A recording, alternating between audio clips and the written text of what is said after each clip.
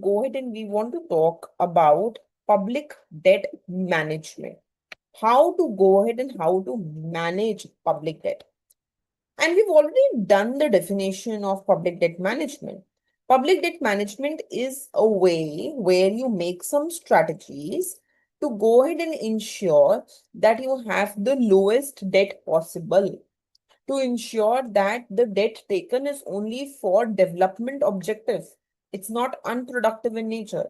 To ensure that you lower the cost of minimizing the debt, right? So let's begin by writing the definition of public debt management according to IMF.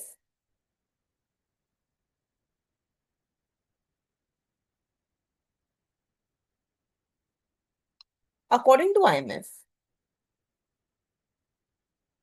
the process of establishing and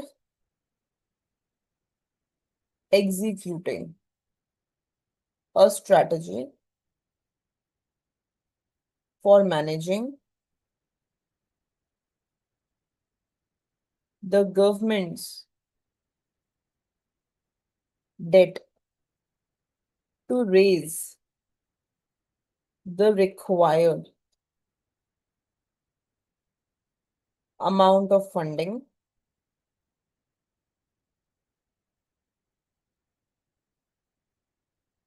achieve its risk and cost objective and meet other goals such as developing domestic debt market. बेटा ध्यान से definition देखो. The process of establishing and executing a strategy. So हमें एक strategy बनानी है किस चीज के लिए? For managing government's debt. Government का जो भी डेट है, जो भी लोन है, हमें उसको मैनेज करना है और उस लोन को मैनेज करने के लिए हमें एक स्ट्रैटेजी बनानी है. To raise the required amount of funding. जो भी गवर्नमेंट को पैसा चाहिए ताकि वो उसको रेज तो कर पाए. Achieve its risk and cost objective, but with minimum cost. It should be able to raise the funds, but with minimum cost, and meet other goals such as developing domestic debt market. That is what is public debt management, right? Now there are various, when we talk about public debt management, there are various principles which we have to keep in mind, right? So key principles.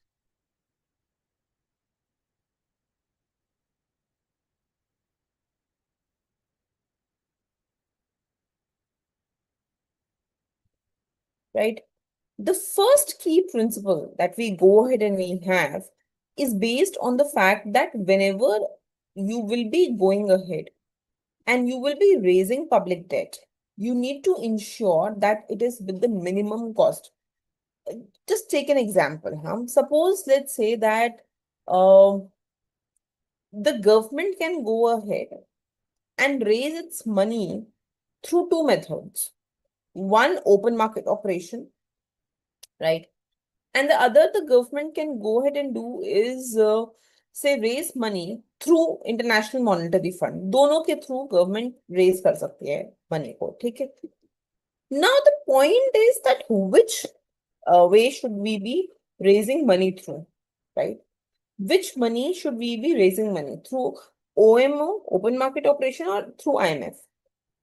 The answer is that it depends on where we have lower cost, right? Which one is able to go ahead and lower our cost? Whichever does that, okay, is what we should be using for raising the funds. So the first and important principle of this public debt management strategy is that we should be going ahead and we should be looking for a place. We should be looking to raise funds through a place where we have the minimum cost, right? And not only minimum cost, we should also be having minimum risk.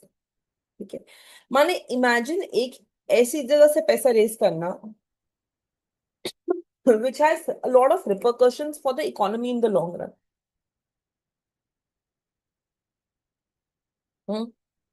Versus एक ऐसी जगह से race करना where economy is fine, right? Economy is not very affected in the long run. That also needs to be seen, right?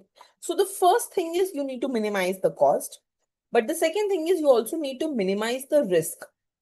The third thing is that we need to ensure that the debt is sustainable.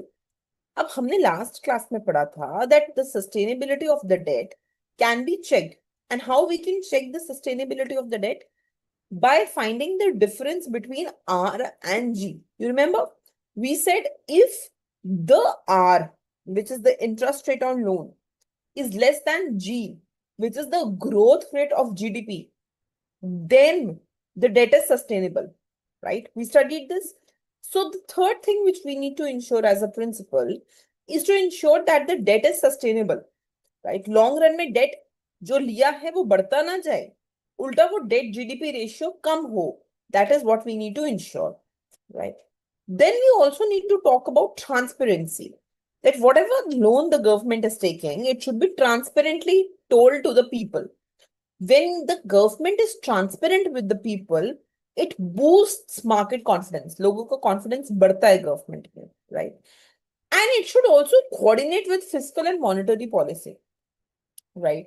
So whenever we take loan, right, whenever we raise public debt, I need to also see whether it is in accordance with what my fiscal or monetary policy is suggesting at that time, right? Suppose at the same time, I wanted to reduce the supply of money, right? I wanted to bring contractionary monetary policy. So going ahead and selling securities through OMOs, through open market operation, will be a good idea. When you sell securities, you reduce the supply of money. But suppose you want to bring expansionary monetary policy, then you will buy back the securities, right? So coordination with fiscal and monetary policy is also required, right?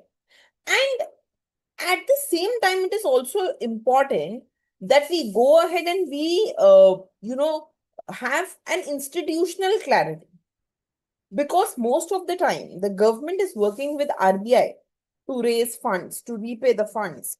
It is important that the government also goes ahead and clearly tells RBI what it aims to achieve, right? So, for example, as I told you, that many countries have separate DMOs, separate debt management office, which only manage the debt of the government, right? Now, the government needs to have coordination with these DMOs. They have to tell them exactly what and why they are raising how many funds. That should be also clear, right? So, this whole thing, it should be very, very clear in the mind of the government, right? These are the key principles which we need to go ahead and follow. Let's begin with the first one. Minimization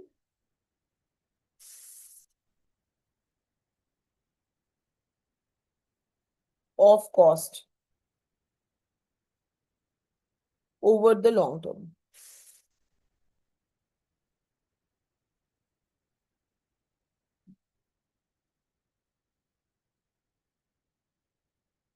The primary goal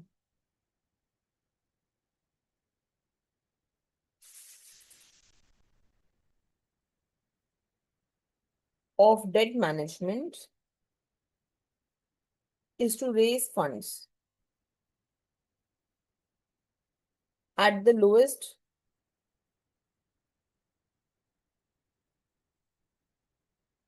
possible cost over time. However, this should be done without taking excessive risk. Example, issuing long-term fixed rate securities may have higher upfront cost than short-term floating one, but reduce future risk. So try to understand it. Long-term fixed rate security. Because the rate is fixed, there is no uncertainty. So fixed rate is always more than floating rate. But fixed has no uncertainty with it. Whereas floating rate always is uncertain in nature because it keeps fluctuating, right? It keeps changing. So therefore, although it may seem that fixed is having higher cost, but remember that fixed is able to lower your risk. So we want to lower the cost in the long run, but we will also want to ensure that we don't take a lot of risk. And from there, we get our second principle, risk management.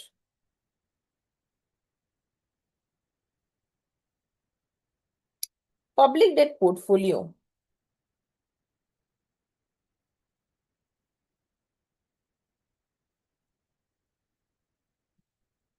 are exposed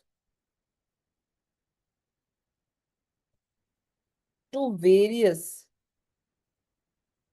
risks. First, internal rate risk. Risk from changes in market rate, right? So when you take, for example, when you take floating rate debt, the rate keeps changing. It's floating in nature. Usually, most of the loans you take will be floating in nature.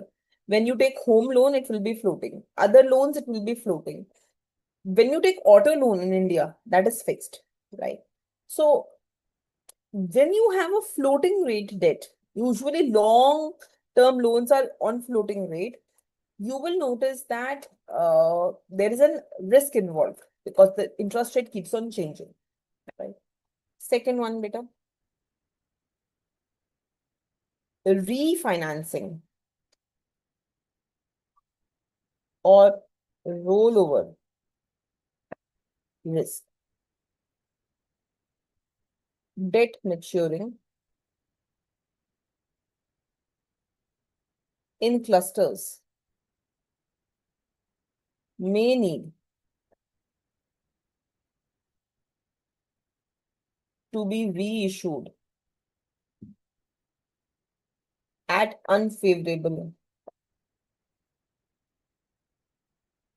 rate. At unfavorable rate. I'll give you an example. Suppose the government has 1,000 securities beta. Today, the government feels that I only need to raise some money from the public. So the government issues 100 securities through open market operation. And the government says that I will be giving you an interest rate of 6.5% on your securities. So when you buy these, I will return you them with the 6.5 interest rate. Now, sometime later, government issues another 100 securities. Now, this time the government realizes that the interest rate in the market has increased. So if I offer 6.5%, no one will buy from me because they're getting higher interest rate on their FDs. FD में उनको ज़्यादा return मिल रहा है. So what the government really goes ahead and what it does is that it offers the same 100, the next 100 securities, but at 7%. Now just understand, you are financing yourself, you're raising more money, but you're raising it at a higher rate, at an unfavorable rate, which is not something that you wanted to do, but you're going ahead and you're doing that, right? This is refinancing risk. Or even suppose when these 100 securities matured, एक साल बाद ये mature हो गई, and you again need this money, maybe you're now issuing the same 100 securities at a higher rate because the market rate has increased, right? And this is the refinancing risk that we have. Okay, fine.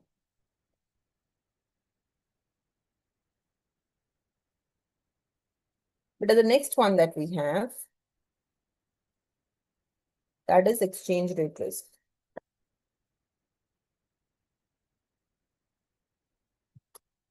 Especially in external debt denominated in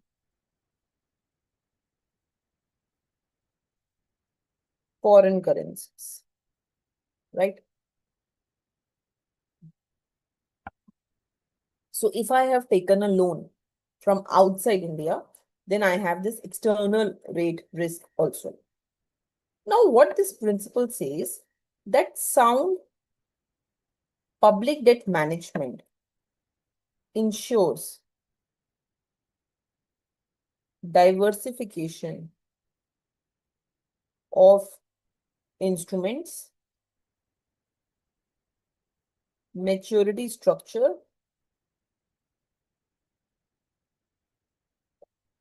and currency composition. So whenever we have sound public debt management, we should ensure that जिस currencies में हम loan ले रहे हैं उसका एक balance maintain हो, हम किसी भी एक जगह से लोन ना लें, उसमें डाइवर्सिफिकेशन हो, और मेच्योरिटी स्ट्रक्चर को भी हम कंसिडर करके चलें टू मिनिमाइज दीज रिस्क्स,